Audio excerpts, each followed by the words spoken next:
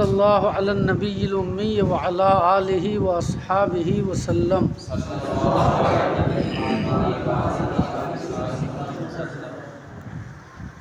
چه شبها نشستم دری سیر گم، کہ دہشت گرفت آستینم کے قم، محیط است علم ملک بر بسیط، قیاس تو بروے نگردد محیط، نہ ادراک در کن ہے ذاتش رسد، نہ فکرت بغور صفاتش رسد۔ ان تین اشعار سے پہلے ایک شعر گزرا، دھنی ورت کشتی فروشد ہزار، کہ پیدا نشد تخت برکنار۔ اس بھنور میں ہزاروں کشتی ڈوب گئی جس کا کوئی تختہ کنارے پر ظاہر نہیں ہوا، جس کو آپ نے کل پڑھا اور اس کی تشریح بھی سنی۔ آج جو تین اشعار پڑھے گئے ابھی، اس میں حضرت شیخ سعدی علیہ الرحمہ اپنا تجربہ اور عمل بیان کر رہے ہیں کہ میں بھی اس راہ میں کئی راتیں گمسم بیٹھا رہا، سمجھ میں آیا نا، کہ پھر اچانک میری عقل نے کہا کہ اللہ کی ذات میں غور نہ کرو، سمجھ میں آیا نا، اللہ کی ذات میں غور نہ کرو، اس لیے کہ اللہ کی ذات میں غور کرو گے تو اللہ تبارک و تعالیٰ کی ذات میں غور کرنے سے گمراہ ہو جاؤ گے۔ جیسا کہ پہلے اس کی توضیح اور تشریح بڑی تفصیل کے ساتھ پہلے کے اسباق میں بیان کی گئی ہے، سمجھ میں نا۔ اللہ کی ذات میں غور کرنا انسان کو گمراہی تک لے جاتا ہے، اس لیے کہ عقل اور حواس کی پہنچ جہاں تک ہے اللہ کی ذات اس سے بلند ہے۔ عقل پر اس معاملے کو چھوڑو گے تو عقل منتہی ہوگی اس بات پر جا کر کہ اللہ کو کس نے پیدا کیا۔ جب سب کا ایک خالق ہے تو پھر اللہ کا بھی کوئی خالق ہوگا۔ تو اچانک جو ہے دہشت نے یعنی حیرت نے میرا ہاتھ پکڑ لیا اور کہا قم، یہیں پر رک جاؤ، ٹھہر جاؤ، سمجھ میں آیا نا۔ جس اللہ کا علم ساری دنیا کو محیط ہے، تیری عقل اس کا احاطہ نہیں کر سکتی، سمجھ میں آیا نا۔ تیرا ادراک اس کی ذات کی حقیقت تک نہیں پہنچ سکتا، اور تیری فکر، سمجھ میں آیا نا، اس کے صفات کی تہ تک نہیں پہنچ سکتی ہے۔ لہٰذا قرآن اور حدیث سے اللہ کی ذات کی جانب جو رہنمائی ملتی ہے بس اسی پر اکتفا کرو، اور یہ گیان دھیان، سمجھ میں آیا نا، اللہ کی ذات کا عرفان حاصل کرنے کے لیے اس سے باز آؤ۔ ہاں، اللہ کی صفات کو سمجھو، اللہ کی صفات کی معرفت حاصل کرو، اور اس کے ذریعے سے اللہ کی ذات کی معرفت حاصل کرو۔ اللہ کی تخلیق میں غور کرو، اور اللہ کی مخلوقات میں غور کر کے اللہ کی ذات کا عرفان حاصل کرو، سمجھ میں ہے نا۔ اور اس سے زیادہ صرف اللہ کی ذات کے بارے میں غور و فکر کرنا، اس کی صفات اور اس کی تخلیقات سے نظر پھیر کر، یہ گمراہی اور ہلاکت کا سبب ہے۔ اس لیے کہ عقل، ادراک اور فکر کی جہاں تک رسائی ہے، سمجھ میں آیا نا، اللہ تبارک و تعالیٰ اس سے برتر اور بلند ہے۔ حاشیہ میں بھی لکھا ہے نا، ویسے تو احادیث بھی اس پر ہم آپ کو سنا چکے ہیں، حاشیہ میں بھی لکھا ہے، دیکھو، قم، کھڑا ہو، یعنی جو کچھ عقل اور حواس کی استعانت سے دریافت کیا جا سکتا ہے اللہ سبحانہ اس سے برتر ہے۔ تو ان تین اشعار کا مفہوم سمجھ گئے۔ شیخ سعدی کہتے ہیں کہ میں بھی اسی عمل میں کچھ راتیں گمسم بیٹھا رہا کہ اچانک دہشت نے میری آستین پکڑ لی، یہ کہتے ہوئے کہ یہیں پر بس ہو جاؤ، یہیں سے باز آ جاؤ، یہیں رک جاؤ، سمجھ میں ہے نا؟ اس لیے کہ اللہ کا علم، جس اللہ کا علم بسیط کو یعنی کائنات کو محیط ہے، تیری عقل اس کی ذات کا احاطہ نہیں کر سکتی ہے، تیرا ادراک اس کی ذات کی حقیقت تک نہیں پہنچ سکتا ہے، تیری فکر اس کے صفات کی تہ تک نہیں پہنچ سکتی ہے۔ ترجمہ دیکھیے تینوں اشعار کا۔ کہ شبہ نشستم دری سیر گم، کتنی ہی راتیں میں اس سیر میں گم بیٹھا رہا،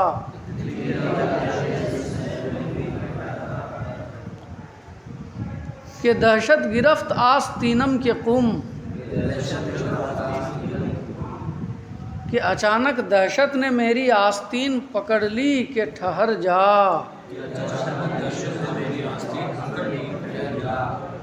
کھڑا ہو جا یعنی ٹھہر جا، رک جا۔ محیط است علم ملک بر بسیط، اللہ کا علم کائنات کو محیط ہے،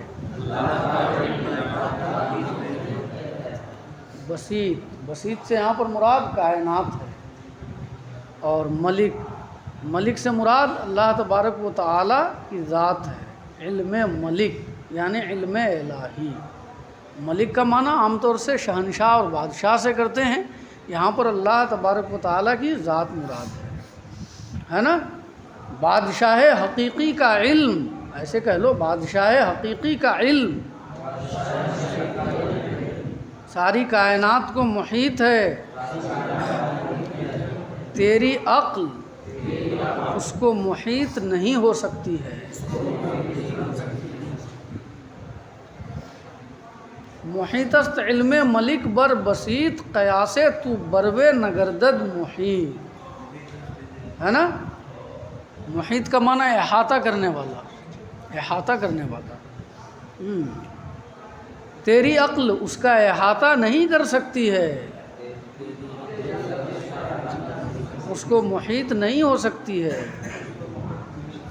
نہ ادراک در کن ہے ذاتش رسد،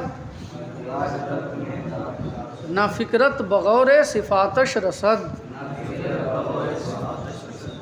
نہ اس کی ذات کی حقیقت تک ادراک پہنچ سکتا ہے، نہ اس کی صفات کی تہ تک تیری فکر پہنچ سکتی ہے۔ سمجھ میں ہے نا؟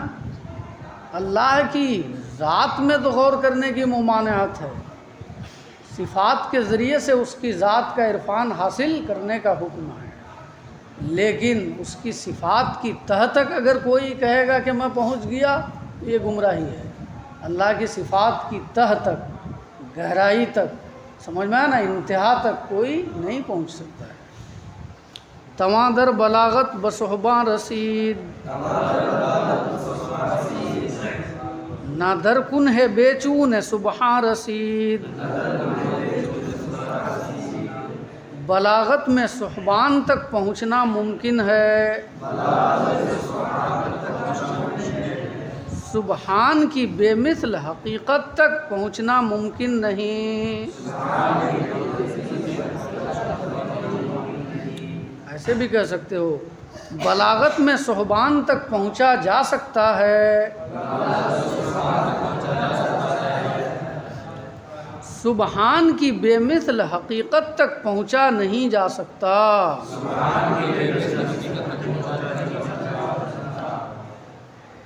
صحبان عرب کے ایک مشہور خطیب کا نام ہے نا؟ سن 54 ہجری میں اس کا انتقال ہوا ہے، حضرت امیر معاویہ رضی اللہ عنہ کی خلافت کے زمانے میں۔ عرب کا ایک مشہور خطیب تھا جو سمجھ میں آنا، خوش بیانی میں ضرب المثل ہے، اس کی کہاوت بیان کی جاتی ہے، اس کی مثال دی جاتی ہے خوش بیانی میں، فصاحت اور بلاغت میں۔ تو کہہ رہے ہیں کہ جد و جہد سے، محنت مشقت سے انسان صحبان ابن وائل خطیب کی بلاغت تک تو پہنچ سکتا ہے، لیکن سبحان یعنی اللہ کی ذات کی حقیقت کو اپنی عقل سے معلوم نہیں کر سکتا۔ سمجھ میں آیا نا؟ اللہ کی ذات کی حقیقت تک، ماہیت تک نہیں پہنچ سکتا۔ تو سبحان سے مراد اللہ کی ذات ہے۔ بولتے ہو نا اللہ سبحانہ ارشاد فرماتا ہے، سبحان سے مراد اللہ کی ذات ہے، اور صہبان سے مراد صہبان ابن وائل ہے، جو عرب کا ایک خطیب تھا۔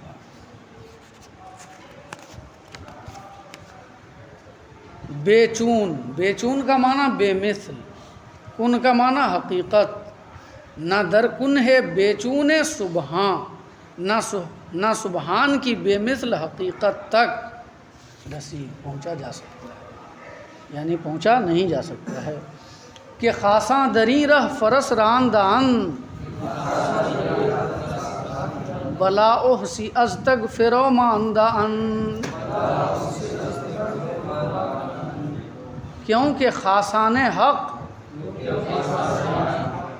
اس راہ کے مسافر رہ چکے ہیں، لا احسی کہہ کر دوڑ سے عاجز رہ چکے ہیں۔ لفظی ترجمہ اس طریقے سے ہے، جس کو میں نے فرط ادب کی وجہ سے اختیار نہیں کیا پہلے مصرعے میں، کہ خاصان خدا اس راستے میں فرس راندہن، گھوڑا دوڑا چکے ہیں، ہے نا؟ معرفت کے راستے میں خاصان خدا، معرفت کے راستے میں خاصان خدا گھوڑا دوڑا چکے ہیں، اور نتیجہ کیا ہوا ہے؟ بلا احسی از تک فرو ماندہ ان، لا احسی کہہ کر گھوڑ دوڑ سے عاجز رہ چکے ہیں۔ شعر کا مفہوم یہ ہے کہ خاصان خدا یعنی انبیاء اور اولیاء، سمجھ میں آیا نا، اس راہ کے مسافر رہ چکے ہیں، اور پھر آخر میں یہ کہہ کر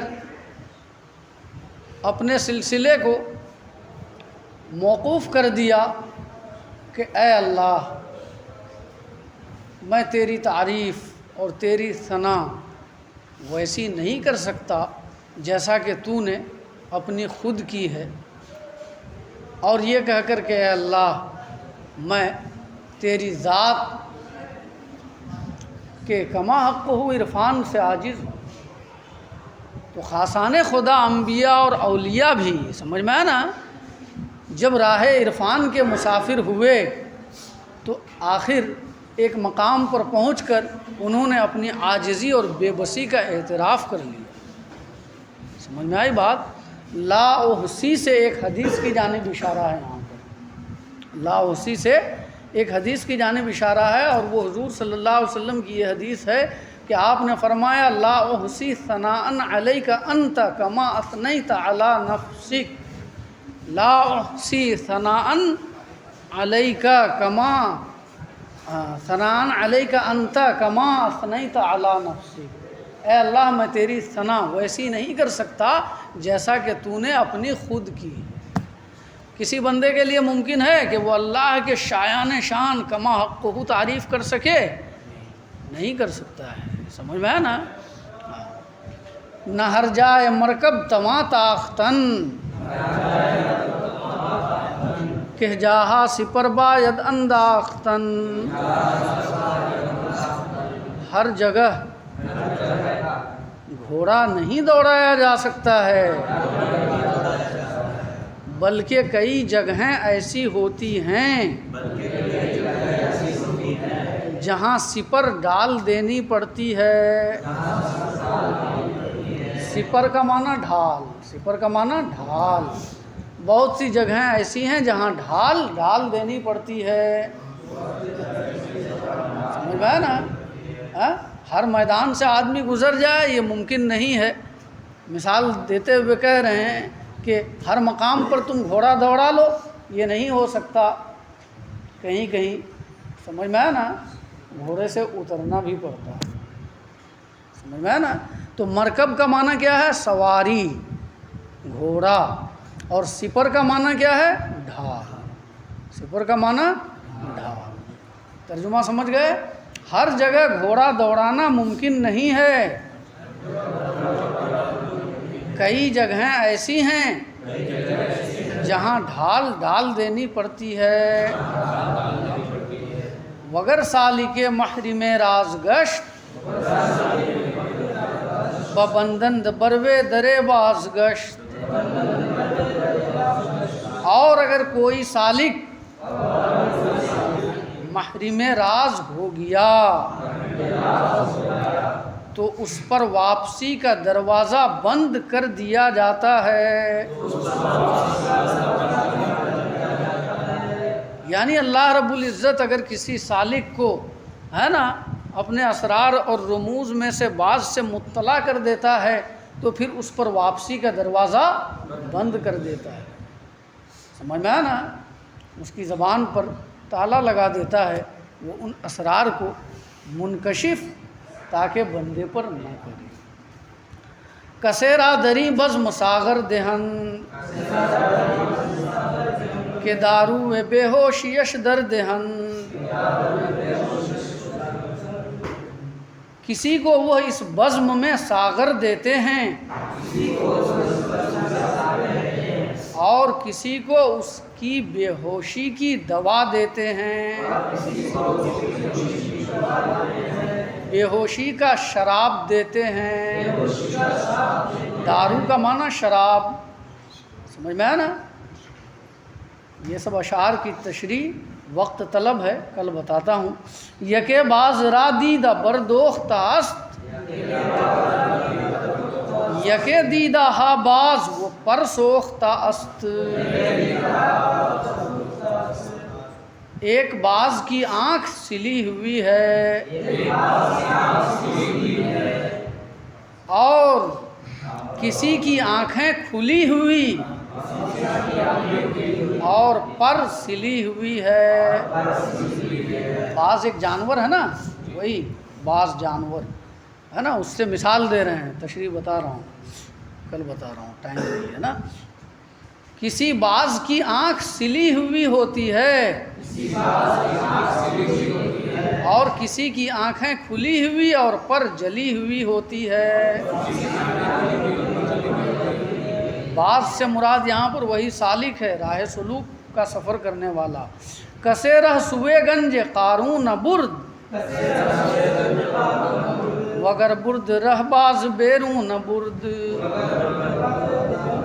کوئی شخص قارون کے خزانے کی طرف راستہ نہیں لے گیا اور اگر وہ راستہ لے گیا تو پھر قدم واپس نہیں لے گیا۔ یہ 4 اشعار، اس کی تشریح کل ہے نا انشاءاللہ العزیز بتاؤں گا، ٹائم نہیں ہے، اطمینان کے ساتھ اس کی تشریح کو سمجھنے کی ضرورت ہے۔